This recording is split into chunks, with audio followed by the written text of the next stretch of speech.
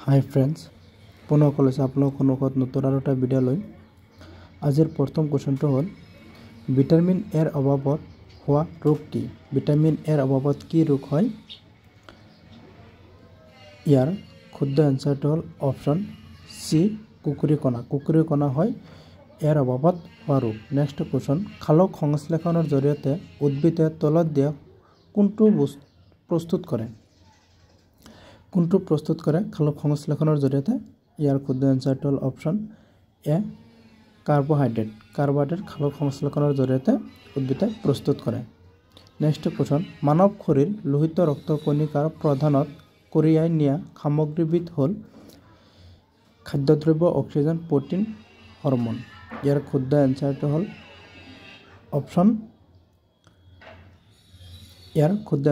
Option B, oxygen. Oxygen মানৱ শৰীৰ লোহিত ৰক্ত কণিকাৰ প্ৰধান কঢ়িয়াই নিয়া সামগ্ৰী। নেক্সট কুৱেশ্যন, তলত দিয়া কোনটো ৰোগ মহে বিয়পায়? কোনটো ৰোগ মহে বিয়পায়? আৰু আপোনালোকে কেইটা এনচাৰ ক'ত দিব পাৰে মোক কমেণ্ট কৰি জনাব। আৰু এইকেইটা আপোনাৰ বিজ্ঞানৰ কুৱেশ্যন হয়। চাওক, ইয়াৰ শুদ্ধ এনচাৰটো হ'ল অপশ্যন ডি, ডেংগি। ডেংগি মহৰ দ্বাৰা বিয়পায়। নেক্সট কুৱেশ্যন, কেটাৰেক্ট কোন অংশৰ ৰোগ? কোন অংশৰ ৰোগ? ইয়াৰ শুদ্ধ এনচাৰটো হ'ল অপশ্যন চি, চকু। চকুৰ কেটাৰেক্টৰ অংশৰ ৰোগ। নেক্সট কুৱেশ্যন, তলত দিয়া কোনটো হৰম'নে তেজত গ্লুক'জৰ মাত্ৰা কমায়? কোনটো হৰম'নে গ্লুক'জৰ মাত্ৰা কমায়? পাৰিলে আমাক কমেণ্ট কৰি জনাব। ইয়াৰ শুদ্ধ এনচাৰটো হ'ল অপশ্যন এ, ইনচুলিন। ইনচুলিনে হৰম'ন তেজৰ গ্লুক'জৰ মাত্ৰা কমায়। নেক্সট কুৱেশ্যন, কোন ৰোগৰ প্ৰতিনিষেধ ৰূপে BCG ভেকচিন দিয়া হয়? BCG ভেকচিন কোন ৰোগত দিয়া হয়? ইয়াৰ শুদ্ধ এনচাৰটো হ'ল অপশ্যন ডি, যক্ষ্মা। যক্ষ্মা ৰোগৰ বাবে BCG ভেকচিন দিয়া হয়। নেক্সট কুৱেশ্যন, তলত দিয়া কোনটোত পাচক ৰস নাথাকে? কোনটোত পাচক ৰস নাথাকে? ইয়াৰ শুদ্ধ এনচাৰটো হ'ল অপশ্যন ডি, পিত্ত। পিত্তত পাচক ৰস নাথাকে। মনত ৰাখিব, বহুত ইম্পৰ্টেণ্ট কুৱেশ্যন হয়। নেক্সট কুৱেশ্যন, মানুহৰ হৃদয়পিণ্ডত কেইটা নিলয় থাকে? কেইটা নিলয় থাকে মানুহৰ হৃদয়পিণ্ডত? ইয়াৰ শুদ্ধ এনচাৰটো হ'ল অপশ্যন বি, দুটা। দুটা থাকে মানুহৰ হৃদয়পিণ্ডত নিলয়। নেক্সট কুৱেশ্যন, তেজ গোট মৰাত কিহে সহায় কৰে? তেজে গোট মৰাত কিহত সহায় কৰে? ইয়াৰ শুদ্ধ এনচাৰটো হ'ল অপশ্যন বি, প্লেটিলেট। প্লেটিলেটে তেজে গোট মাৰাত সহায় কৰে। নেক্সট কুৱেশ্যন, -40 ডিগ্ৰী চেলচিয়াছ কিহৰ সমকক্ষ? কিহৰ সমকক্ষ? ইয়াৰ শুদ্ধ এনচাৰটো হ'ল option D, -40 degree. Next question, হেপাটাইটিছৰ কিহৰ বেমাৰ? হেপাটাইটিছ কিহৰ বেমাৰ? ইয়াৰ শুদ্ধ এনচাৰটো হ'ল অপশ্যন এ, লিভাৰ। লিভাৰ হৈছে যে হেপাটাইটিছৰ বেমাৰ। নেক্সট কুৱেশ্যন, লিভাৰে নিৰক্ষৰণ কৰে। লিভাৰে কি নিৰক্ষৰণ কৰে? ইয়াৰ শুদ্ধ এনচাৰটো হ'ল অপশ্যন ডি, পিত্ত। পিত্তই লিভাৰে নিৰক্ষৰণ কৰে। নেক্সট কুৱেশ্যন, অন্তঃস্ৰাৱী গ্ৰন্থিৰ কোনটো? আৰু প্ৰত্যেকটা কুৱেশ্যন আপোনালোকে মনত ৰাখি যাব আৰু কোনকেইটা পাৰে আপোনালোকে মোক কমেণ্ট কৰি জনাব। ইয়াৰ শুদ্ধ এনচাৰটো নীলিকা নাথাকে। নীলিকা নাথাকে অন্তঃস্ৰাৱী গ্ৰন্থিৰ। নেক্সট কুৱেশ্যন, ভিটামিন বিৰ অভাৱে কি সৃষ্টি কৰে? বিৰ অভাৱে কি সৃষ্টি কৰে? ইয়াৰ শুদ্ধ এনচাৰটো হ'ল option A, বেৰবেৰি।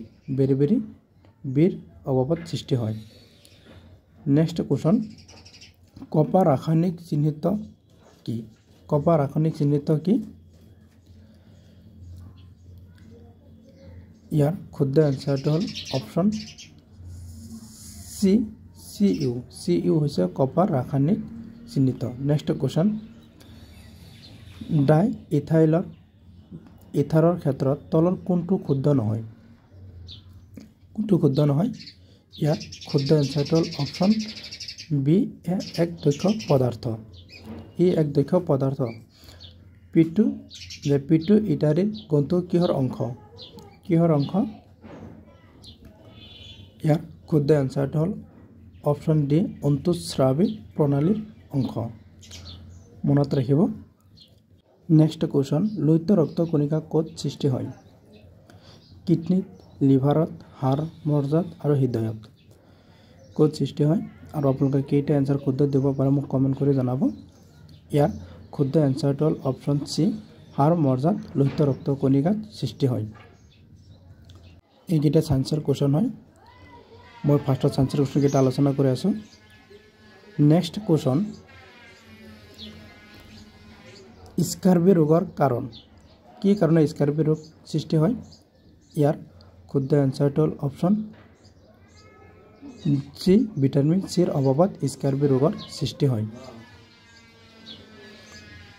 Next question Newton কিহৰ একক শক্তি পোহৰৰ উজ্জ্বলতা বায়ুমণ্ডলীয় চাপ আৰু বল ইয়াৰ শুদ্ধ এনচাৰটো হ'ল অপশ্যন বি ডি বল হৈছে নিউটনৰ একক আইৰণৰ ৰাসায়নিক চিহ্নিত কি আইৰণৰ কি এৰে চিহ্নিত কৰা হয় ৰাসায়নিক ইয়াৰ শুদ্ধ এনচাৰটো হ'ল অপশ্যন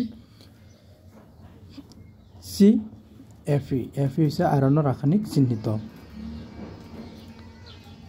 নেক্সট কোৱেশ্চন লাফিং গেছৰ ৰাসায়নিক নাম কি trichloromethane nitrous oxide di ether carbon oxide ইয়াৰ শুদ্ধ এনচাৰটো হ'ল option B nitrous oxide next question লালটিয়ে কি ৰূপান্তৰ কৰে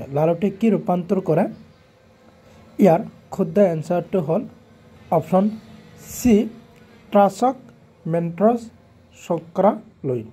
চক্ৰালৈ লালটিয়ে ৰূপান্তৰ কৰে নেক্সট কোৱেশ্চন স্নায়ুকোষবিলাকক কি নামেৰে জনা যায়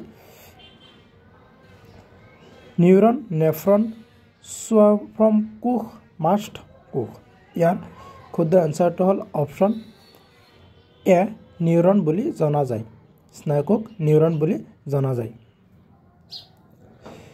আৰু আপোনালোকে কেইটা শুদ্ধ দিব পাৰে মোক কমেণ্ট কৰি জনাব নেক্সট কোৱেশ্চন অসমৰ ৰাজ্যিক বৃক্ষ কি ইয়াৰ শুদ্ধ এনচাৰটো হ'ল অপশ্যন বি হুলুং গছ হৈছে অসমৰ ৰাজ্যিক বৃক্ষ মনত ৰাখিব বহুত ইম্পৰ্টেণ্ট কোৱেশ্চন হয় চাওক next question Assamese its formation and development গ্ৰন্থখনৰ লেখক কোনে এই গ্ৰন্থখন কোনে লিখিছিল ইয়াৰ শুদ্ধ এনচাৰটো হ'ল অপশ্যন এ ডক্টৰ বালিকান্ত কাকতীয়ে এই গ্ৰন্থখন লিখিছিল নেক্সট কোৱেশ্চন জনজাতীয় জীৱনৰ আধাৰত ৰচিত প্ৰথম অসমীয়া উপন্যাসখনৰ নাম কি ভানুমতী লাহৰী মিৰি জীয়ৰী আৰু অলকানন্দা ইয়াৰ শুদ্ধ এনচাৰটো হ'ল অপশ্যন চি মিৰি জীয়ৰী হৈছে জনজাতীয় জীৱনৰ আধাৰত ৰচিত প্ৰথম অসমীয়া উপন্যাসখনৰ নাম বহুত ইম্পৰ্টেণ্ট কোৱেশ্চন হয় আপোনালোকে পাৰিলে কিবা নোট কৰি ৰাখিব নহ'লে ভিডিঅ'টো আকৌ ৰিপিট কৰি চাব আৰু ভিডিঅ'টো ভাল লাগিলে এটা লাইক কৰিব চাওক নেক্সট কোৱেশ্চন প্ৰথম অসমীয়া গদ্য সাহিত্যৰ লেখক কোন ইয়াতে চাৰিটা অপশ্যন আছে ইয়াত কোনটো শুদ্ধ হয় ইয়াৰ শুদ্ধ এনচাৰটো হ'ল অপশ্যন বি বৰ্তদেৱে প্ৰথম অসমীয়া গ্ৰন্থ সাহিত্যৰ লেখক আছিল নেক্সট কোৱেশ্চন উত্তৰ পূব সীমান্ত ৰেলৱে মুখ্য কাৰ্যালয় ক'ত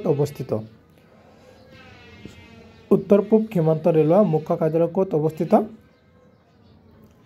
ইয়াৰ শুদ্ধ এনচাৰটো হ'ল অপশ্যন ডি মালিগাঁও হৈছে গুৱাহাটীত আৰু গুৱাহাটীৰ মালিগাঁৱত উত্তৰ পূব ৰেলৱে কাৰ্যালয় অৱস্থিত মনত ৰাখিব বহুত ইম্পৰ্টেণ্ট কোৱেশ্চন হয় এইটো উত্তৰ পূব সীমান্ত ৰেলৱে মুখ্য কাৰ্যালয় ক'ত অৱস্থিত ইয়াৰ মালিগাঁও অৱস্থিত নেক্সট কোৱেশ্চন ভাৰতত প্ৰথম ৰেলৱে চলাচল কেতিয়া আৰম্ভ হৈছিল কিমান চনত ভাৰতৰ ৰেলৱে প্ৰথম চলাচল আৰম্ভ হৈছিল ইয়াৰ শুদ্ধ এনসাৰটো হ'ল অপচন এ 1853 চনত 1853 চনতে ভাৰতত প্ৰথম ৰেলৱে আৰম্ভ হৈছিল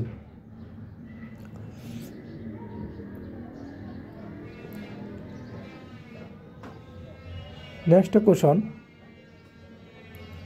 ভাৰতত কিমান চনৰ পৰা ডাক সেৱাৰ প্ৰৱৰ্তন কৰা হয় ভাৰতত কিমান চনৰ পৰা ডাক সেৱা প্ৰৱৰ্তন কৰা হৈছিল ইয়াৰ শুদ্ধ এনসাৰটো হ'ল অপচন সি 1837 চনতে ভাৰতত প্ৰথম ডাক সেৱা প্ৰৱৰ্তন কৰা হৈছিল মনত ৰাখিব বহুত ইম্পৰ্টেন্ট কোৱেশ্চন হয় আৰু আপোনালোকে পাৰিলে এটা বহিত নোট কৰি ৰাখিব নেক্সট আকৌ যাতে ৰিপিট কৰিব পাৰে নেক্সট কোৱেশ্চন ভাৰতৰ সংবিধানখন কিমান তাৰিখে কাৰ্যকৰী কৰা হয় ভাৰতৰ সংবিধান কিমান তাৰিখে কাৰ্যকৰী কৰা হৈছিল ইয়াৰ শুদ্ধ এনসাৰটো হ'ল অপচন এ 26 জানুৱাৰী আৰু 1950 চনতে আৰম্ভ কৰা হৈছিল কাৰ্যকৰী কৰা হৈছিল নেক্সট কোৱেশ্চন ভাৰতীয় সংবিধানত কিমানটা অধ্যয়ন আছে ভাৰতৰ সংবিধানত কিমানটা অধ্যয়ন আছে ইয়াৰ শুদ্ধ এনসাৰটো হ'ল অপচন সি 22টা আছে 22 আছে আপোনাৰ ভাৰতৰ সংবিধানৰ অধ্যয়ন নেক্সট কোৱেশ্চন সংবিধানৰ কিমানতম সংশোধনীৰ জৰিয়তে সম্পত্তিৰ অধিকাৰক মৌলিক অধিকাৰৰ পৰা বাদ দিয়া হয় কিমান অধিকাৰৰ পৰা মৌলিক অধিকাৰ বাদ দিয়া হয় ইয়াৰ শুদ্ধ এনসাৰটো হ'ল অপচন ডি 44তম 44তম মৌলিক অধিকাৰ বাদ দিয়া হয় নেক্সট কোৱেশ্চন ৰাষ্ট্ৰপতিৰ কাৰ্যকাল কিমান বছৰ ৰাষ্ট্ৰপতি আমাৰ ভাৰতৰ ৰাষ্ট্ৰপতি ইয়াৰ কাৰ্যকাল কেইবছৰত থাকে ইয়াৰ শুদ্ধ এনসাৰটো হ'ল অপচন বি 5 বছৰ থাকে ভাৰতৰ ৰাষ্ট্ৰপতিৰ কাৰ্যকাল নেক্সট কোৱেশ্চন কাৰ দিনত ব্ৰিটিছ পৰিব্ৰাজক মেগাস্থেনিক ভাৰতলৈ আহিছিল কাৰ দিনত আহিছিল ইয়াৰ শুদ্ধ এনসাৰটো হ'ল অপচন সি চন্দ্ৰগুপ্ত মৌৰ্যৰ দিনত আহিছিল নেক্সট কোৱেশ্চন কুয়ান বংশৰ শ্ৰেষ্ঠ ৰজা কোন আছিল ইয়াৰ শুদ্ধ এনসাৰটো হ'ল অপচন এ কনিষ্ক আছিল কুয়ান বংশৰ শ্ৰেষ্ঠ ৰজা নেক্সট কোৱেশ্চন ৰাজস্থানৰ ৰাজধানী ক'ত কলকাতা জয়পুৰ আগৰতলা কোহিমা ৰাজস্থানৰ ৰাজধানী ক'ত ইয়াৰ শুদ্ধ এনসাৰটো হ'ল অপচন ডি জয়পুৰ আছে ৰাজস্থানৰ ৰাজধানী নেক্সট কোৱেশ্চন ভাৰতৰ কোনখন ৰাজ্যৰ জনসংখ্যা আটাইতকৈ বেছি অসম ছিকিম উত্তৰ প্ৰদেশ তামিলনাডু কোনটো ৰাজ্যত আটাইতকৈ জনসংখ্যা বেছি ইয়াৰ শুদ্ধ এনসাৰটো হ'ল অপচন সি উত্তৰ প্ৰদেশত হৈছে ভাৰতৰ আটাইতকৈ থকা জনসংখ্যা থকা ৰাজ্য নেক্সট কোৱেশ্চন ভাৰতৰ প্ৰথম উপৰাষ্ট্ৰপতি কোন বৰ্তমান ভাৰতৰ উপৰাষ্ট্ৰপতি কোন একেবাৰে বহুত সহজ কোৱেশ্চন ইয়াৰ শুদ্ধ এনসাৰটো হ'ল সৰ্বপল্লী ৰাধাকৃষ্ণ হৈছে ভাৰতৰ উপৰাষ্ট্ৰপতি অপচন বি হৈছে শুদ্ধ নেক্সট কোৱেশ্চন কাদম্বৰৰ গ্ৰন্থকাৰ কোন ইয়াৰ শুদ্ধ এনসাৰটো হ'ল অপচন এ বাণভট্ট হৈছে ইয়াৰ শুদ্ধ এনসাৰ নেক্সট কোৱেশ্চন বাৰাখনি কোনখন নদীৰ পাৰত অৱস্থিত গংগা কাবেৰী যমুনা মহানদী ইয়াৰ শুদ্ধ এনসাৰটো হ'ল অপচন বি গংগা হৈছে বাৰাখনি নদীৰ পাৰত অৱস্থিত নেক্সট কোৱেশ্চন শচীন তেণ্ডুলকাৰক কিমান চনত ভাৰত ৰত্নৰ সন্মান প্ৰদান কৰা হৈছিল কিমান চনত শচীন তেণ্ডুলকাৰে ভাৰত ৰত্ন সন্মান প্ৰদান কৰিছিল ইয়াৰ শুদ্ধ এনসাৰটো হ'ল অপচন ডি 2014 চনত সন্মান লাভ কৰিছিল মনত ৰাখিব শচীন তেণ্ডুলকাৰে সন্মান লাভ কৰা চনটো নেক্সট কোৱেশ্চন উচ্চতম ন্যায়ালয়ৰ প্ৰথম মহিলা ন্যায়াধীশ কোন প্ৰথম ন্যায়াধীশ কোন আছিল ইন্দিৰা গান্ধী ফাতেমা বিবি মীৰা কুমাৰ বা সুমিত্ৰা মহাজন ইয়াৰ শুদ্ধ আনসাৰৰ অপশন বি ফাতেমা বিবি আছিল উচ্চতম ন্যায়ালয়ৰ প্ৰথম মহিলা মনত ৰাখিব বহুত ইম্পৰ্টেন্ট কোৱেশ্চন হয় ফাতেমা বিবি আছিল উচ্চতম ন্যায়ালয়ৰ প্ৰথম মহিলা ন্যায়াধীশ মোস্ট ইম্পৰ্টেন্ট কোৱেশ্চন হয় আপোনালোকে এইটো কোৱেশ্চনটো নোট কৰি ৰাখিব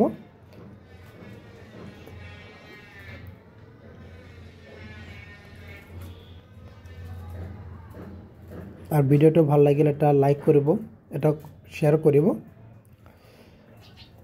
আৰু চেনেলটো নতুন চেনেলটো সাবস্ক্ৰাইব কৰি ৰাখিব এনেদৰে জবৰ কিছু কুৱেশ্চন পেপাৰৰ ইনফৰমেশন পোৱাৰ কাৰণে আৰু বন্ধু বান্ধৱৰ লগত শেয়াৰ কৰিব যাতে আপোনাৰ শেয়াৰ যাতে ইয়াতে যাতে পঢ়িব পাৰে যিহেতু যাতে উপকাৰ হয় থাৰ্ড গ্ৰেড এণ্ড ফ'ৰ্থ গ্ৰেডৰ এক্সাম অলৰেডি জুন জুলাইতে হ'ব আপোনাৰ আসাম পুলিচতে ইণ্টাৰভিউ আপোনাৰ জুন জুলাইতে হ'ব এতিয়ালৈকে বহুত সময় আছে আপোনালোকে ভালদৰে প্ৰিপাৰেচন কৰি থাকক চাওক নেক্সট কোৱেশ্চন কি দিছে প্ৰিয়দৰ্শিনী বুলি কাক কোৱা হয় প্ৰিয়দৰ্শিনী বুলি কাক কোৱা হয় ইয়াৰ শুদ্ধ এনসাৰটো হ'ল অপশন সি ইন্দিৰা গান্ধী প্ৰিয়দৰ্শিনী বুলি কোৱা হয় নেক্সট কোৱেশ্চন ইন্দিৰা গান্ধীৰ সমাধিস্থলক কি বুলি জনা যায় সমাধিস্থলক ইয়াৰ শুদ্ধ এনসাৰটো হ'ল অপশন বি শক্তিস্থল বুলি জনা যায় নেক্সট কোৱেশ্চন ইটালীৰ মুদ্ৰাৰ নাম কি ইটালীৰ মুদ্ৰা কি বুলি পৰিচিত হয়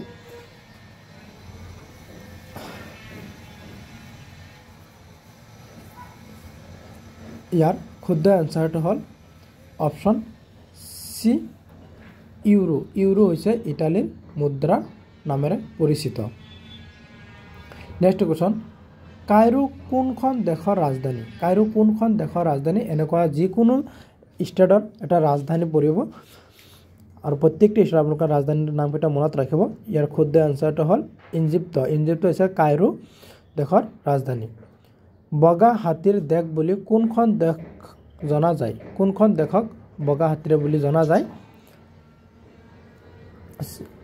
থাইল্যান্ড নৰৱে জাপান সুইজাৰলেণ্ড ইয়াৰ শুদ্ধ এনসাৰটো অপশন বি থাইল্যান্ড হৈছে বগা হাতীৰ দেশ বুলি জনা যায় সূৰ্যৰ আটাইতকৈ ওচৰৰ গ্ৰহটোৰ নাম কি সূৰ্যৰ একেবাৰে ওচৰত থকা গ্ৰহটোৰ নাম কি একদম বহুত সহজ কোৱেশ্চন সমাজ বিজ্ঞানৰ কোৱেশ্চন হয় ইয়াৰ শুদ্ধ এনসাৰটো হ'ল অপশন ডি বুধ হৈছে সূৰ্যৰ আটাইতকৈ ওচৰত থকা গ্ৰহ নেক্সট কোৱেশ্চন বিশ্ব স্বাস্থ্য সংস্থাৰ মুখ্য কাৰ্যালয় ক'ত অৱস্থিত বিশ্ব স্বাস্থ্য সংস্থাৰ মুখ্য কাৰ্যালয় ইয়াৰ শুদ্ধ এনসাৰটো হ'ল অপশন বি জেনেভা হৈছে বিশ্ব স্বাস্থ্য সংস্থাৰ মুখ্য কাৰ্যালয়ত অৱস্থিত নেক্সট কোৱেশ্চন আলি আই লিংগা উৎসৱটি কোনটো মাহত পালন কৰা হয় বহাগ মাহত ফাগুন মাহত কাতি মাহত শাওণ মাহত কোনটো মাহত পালন কৰা হয় ইয়াৰ শুদ্ধ এনসাৰটো হ'ল অপশন বি ফাগুন মাহতে পালন কৰা হয় নেক্সট কোৱেশ্চন ভাৰতৰ মৌলিক অধিকাৰ পিতৃ বুলি কাক কোৱা হয় ৰাজেন্দ্ৰ প্ৰসাদ বি আৰ আম্বেদকাৰ গোপীনাথ বৰদলৈ চৰ্দাৰ বল্লভভাই পেটেল ইয়াৰ শুদ্ধ answer option A Sardar Vallabhbhai পেটেলক কোৱা হয় ভাৰতৰ মৌলিক অধিকাৰ পিতৃ বুলি জনা যায় নেক্সট কোৱেশ্চন ভাৰতৰ কিমানখন ৰাজ্যৰ মাজেৰে ট্ৰপিক অফ কেঞ্চাৰ পাৰ হৈ যায় ইয়াৰ শুদ্ধ এনসাৰটো হ'ল অপশন এ 8খন ৰাজ্যৰ মাজেৰে পাৰ হৈ যায় বহুত ইম্পৰ্টেন্ট কোৱেশ্চন হয় মনত ৰাখিব নেক্সট কোৱেশ্চন কামাখ্যা মন্দিৰ কোন পাহাৰত অৱস্থিত চিত্ৰাচল নীলাচল হিমাচল ওপৰৰ এটাও নহয় ইয়াৰ শুদ্ধ এনসাৰটো হ'ল অপশন বি নীলাচল পাহাৰত অৱস্থিত কামাখ্যা মন্দিৰ নেক্সট কোৱেশ্যন উত্তৰ ভাৰতৰ ভাস্কৰ ভ্ৰমণৰ সমসাময়িক ৰজা কোন আছিল হৰ্ষবৰ্ধন আছিল না আকবৰ আছিল না চন্দ্ৰগুপ্ত আছিল না হুমায়ুন আছিল ইয়াৰ শুদ্ধ আনসাৰটো হ'ল অপশ্যন এ হৰ্ষবৰ্ধন আছিল উত্তৰ ভাৰতৰ ভাস্কৰ ভ্ৰমণৰ সমসাময়িক ৰজা নেক্সট কোৱেশ্যন অসমৰ চাহ কোম্পানী কেতিয়া প্ৰতিষ্ঠা কৰা হৈছিল কিমান চনতে প্ৰতিষ্ঠা কৰা হৈছিল অসমৰ চাহ কোম্পানী ইয়াৰ শুদ্ধ আনসাৰটো হ'ল অপশ্যন ডি 1839 চনতে অসমৰ চাহ কোম্পানী প্ৰতিষ্ঠা কৰা হৈছিল নেক্সট কোৱেশ্যন কোন চনত প্ৰথমখন আলোচনীৰ অনুদান প্ৰকাশ পায় কিমান চনত পাইছিল ইয়াৰ শুদ্ধ আনসাৰটো হ'ল অপশ্যন বি 1846 চনতে আলোচনী অনুদান প্ৰকাশ পাইছিল নেক্সট কোৱেশ্যন কি ভিটামিনৰ অভাৱত পয়ালগা বেমাৰ হয় ভিটামিন ডি ভিটামিন সি ভিটামিন বি ভিটামিন কে ইয়াৰ শুদ্ধ আনসাৰটো হ'ল অপশ্যন এ ভিটামিন ডিৰ অভাৱত পয়ালগা বেমাৰ হয় নেক্সট কোৱেশ্যন শক্তিৰ এছআই একক কি ওৱাট জুল ভল্ট অৰ্গ ইয়াৰ শুদ্ধ আনসাৰটো হ'ল অপশ্যন বি জুল শক্তিৰ এছআই একক হৈছে জুল নেক্সট কোৱেশ্যন শব্দৰ প্ৰাবল্য কি এককত জোখা হয় শব্দৰ প্ৰাবল্য এইবিলাক আপোনাৰ ক্লাছ 10তে পাই আহিছিলে বহুত সহজ কোৱেশ্যন হয় ইয়াৰ শুদ্ধ আনসাৰটো হ'ল অপশ্যন এ ডেনিছ বলে শব্দৰ প্ৰাবল্য জোখা হয় নেক্সট কোৱেশ্যন বায়ুত কি গেছৰ পৰিমাণ সমাৰ্দিক কি গেছৰ হাইড্ৰজেন নাইট্ৰজেন অক্সিজেন কাৰ্বন ডাই অক্সাইড ইয়াৰ শুদ্ধ আনসাৰটো হ'ল অপশ্যন বি নাইট্ৰজেন বায়ু কাজিৰঙা ৰাষ্ট্ৰীয় উদ্যান কিমান চনত বিশ্ব ঐতিহ্য ক্ষেত্ৰ হিচাপে স্বীকৃতি লাভ কৰিছিল কিমান চনত কৰিছিল কাজিৰঙা ৰাষ্ট্ৰীয় উদ্যানক ইয়াৰ শুদ্ধ আনসাৰটো হ'ল অপশ্যন সি 1985 চনতে কাজিৰঙা ৰাষ্ট্ৰীয় উদ্যান বিশ্ব ঐতিহ্য ক্ষেত্ৰ হিচাপে স্বীকৃতি লাভ কৰিছিল আৰু আমাৰ অসমতকৈ সবতকৈ ডাঙৰ অৰণ্যখন হ'ল কাজিৰঙা ৰাষ্ট্ৰীয় উদ্যান আৰু ইয়াৰ ব্ৰহ্মপুত্ৰ নদীত অৱস্থিত নেক্সট কোৱেশ্যন গিবন অভয়াৰণ্য কোনখন জিলাত অৱস্থিত গিবন অভয়াৰণ্য যোৰহাট জিলা গোলাঘাট জিলা শোণিতপুৰ জিলা মৰিগাঁও জিলা ইয়াৰ শুদ্ধ আনসাৰটো হ'ল অপশ্যন এ যোৰহাট জিলাত গিবন অভয়াৰণ্য অৱস্থিত আৰু মৰিগাঁও জিলাত হৈছে আপোনাৰ পবিতৰা অভয়াৰণ্য অৱস্থিত নেক্সট কোৱেশ্যন পতৰুঘাটৰ ৰণ ক'ত হৈছিল ইয়াৰ শুদ্ধ আনসাৰটো দৰং জিলাত হৈছিল পতৰুঘাটৰ ৰণ নেক্সট কোৱেশ্যন জোনাকী আলোচনীখনৰ প্ৰথম সম্পাদক কোন আছিল ইয়াৰ শুদ্ধ আনসাৰটো হ'ল অপশ্যন চি চন্দ্ৰকুমাৰ আগৰৱালা আছিল জোনাকী আলোচনীৰ প্ৰথম সম্পাদক নেক্সট কোৱেশ্যন অসমৰ সাহিত্য সভাৰ মুখ্য কাৰ্যালয় ক'ত অৱস্থিত শিৱসাগৰ যোৰহাট গোলাঘাট গুৱাহাটী ক'ত অৱস্থিত অসমৰ সাহিত্য সভাৰ মুখ্য কাৰ্যালয় ইয়াৰ শুদ্ধ আনসাৰটো হ'ল অপশ্যন বি যোৰহাট হৈছে অসমৰ সাহিত্য সভাৰ মুখ্য কাৰ্যালয় অৱস্থিত মনত ৰাখিব বহুত ইম্পৰ্টেণ্ট কোৱেশ্যন হয় আৰু আপোনালোকে কেইটা আনসাৰ শুদ্ধ দিব পাৰে মোক কমেণ্ট কৰি জনাব আৰু ভিডিঅ'টো ভাল লাগিলে এটা লাইক কৰিব আৰু এটা শ্বেয়াৰ কৰিব নেক্সট কোৱেশ্যন মহাত্মা গান্ধীয়ে প্ৰথম কেতিয়া অসম ভ্ৰমণ কৰিছিল ইয়াৰ শুদ্ধ আনসাৰটো হ'ল অপশ্যন এ 1921 চনতে মহাত্মা গান্ধীয়ে অসম ভ্ৰমণ কৰিছিল নেক্সট কোৱেশ্যন কোন চনত অ মোৰ আপোনাৰ দেশ আনুষ্ঠানিকভাৱে অসমৰ জাতীয় সংগীত হিচাপে গ্ৰহণ কৰা হয় কিমান চনত কৰা হৈছিল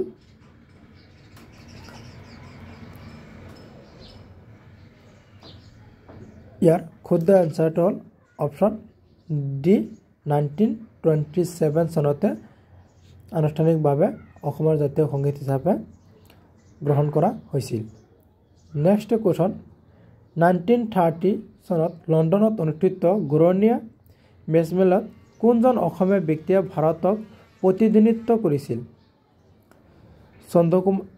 চন্দ্ৰধৰ বৰুৱা, হেমচন্দ্ৰ গোস্বামী, হেম বৰুৱা আৰু লক্ষ্মীনাথ বেজবৰুৱা। ইয়াৰ শুদ্ধ এনচাৰটো হ'ল অপশ্যন এ চন্দ্ৰধৰ বৰুৱা। চন্দ্ৰধৰ বৰুৱা হৈছে ইয়াৰ শুদ্ধ এনচাৰ। কিমান চনত দিছিলে? 1930 চনত। নেক্সট কুৱেশ্যন, অসমৰ প্ৰাদেশিক কংগ্ৰেছ কেতিয়া গঠন কৰা হৈছিল? কেতিয়া গঠন কৰা হৈছিল? যে 1948 চনত, 1921 চনত। ইয়াৰ শুদ্ধ এনচাৰটো অপশ্যন বি 1921 চনতে অসমৰ প্ৰাদেশিক কংগ্ৰেছ গঠন কৰা হৈছিল। নেক্সট কুৱেশ্যন, কিমান চনত গুৱাহাটী বিশ্ববিদ্যালয় প্ৰতিষ্ঠা কৰা হৈছিল? কিমান চনত হৈছিল? ইয়াৰ শুদ্ধ এনচাৰটো হ'ল অপশ্যন এ 1948 চনতে গুৱাহাটী বিশ্ববিদ্যালয় প্ৰতিষ্ঠা কৰা হৈছিল। নেক্সট কুৱেশ্যন, অসমৰ চুক্তিৰ বাবে কোনটো শোধনাগাৰ স্থাপন কৰা হয়? কোনটো শোধনাগাৰ স্থাপন কৰা হয়?